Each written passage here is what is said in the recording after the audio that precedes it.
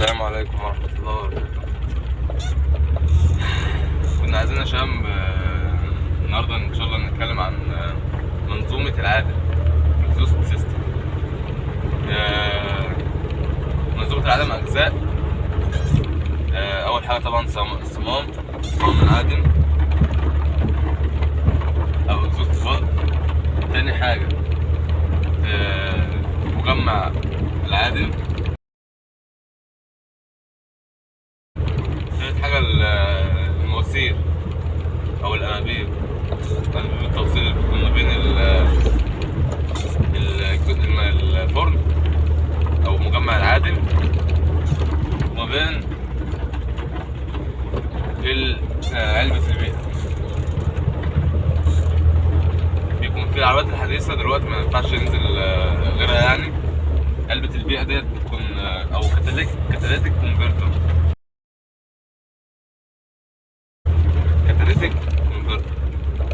دي بتعمل ايه؟ بيكون قبلها اصلا حساس اسمه اكسجين سنسور. ده بيقيس كمية الاكسجين قبل وبعد. بيكون في اتنين، واحد قبل الكاتاليتيك كونفرتر، واحد بعد الكاتاليتيك كونفرتر. ايه لازمتهم بقى؟ لازمتهم بيشوف الشحنة ريتش ولا لين. الشحنة بتكون ريتش ولا لين. ريتش اللي هي بيكون فيها نسبة البنزين أكتر من نسبة الهواء، والنسبة المثالية زي ما احنا عارفين 14.7 إلى 1.14. فالحساس دوت بيشوف كمية الأكسجين اللي قبل الكاتاليتيك كونفرتر واللي بعد الكاتاليتيك كونفرتر. اللي قبل ديت بتشوف ريتش ولا لين.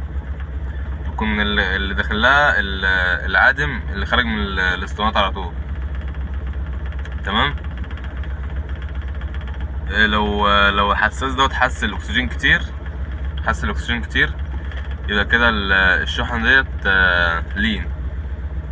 لين، يعني فيها نسبة الهواء اكتر من نسبة البنزين او الوقود عامة. الحساس اللي بعد الكاتاليتيك كونفرتر بيشوف الفرق ما بين الاثنين، ما بين الحساس الاولاني والحساس الثاني، وبيشوف الكاتاليتيك كونفرتر شغاله بكفاءه ولا لا. وده بيظهر طبعا في جهاز كشف الاعطال. بعد كده بيكون عندي اللي هو المفر دوت اللي هو عازل الصوت. بيكون عباره عن الماسوره اللي بره والماسوره اللي جوه. الماسوره اللي جوه بتكون مخرمه او فيها زي حواجز. الحواجز دي بتعمل ايه؟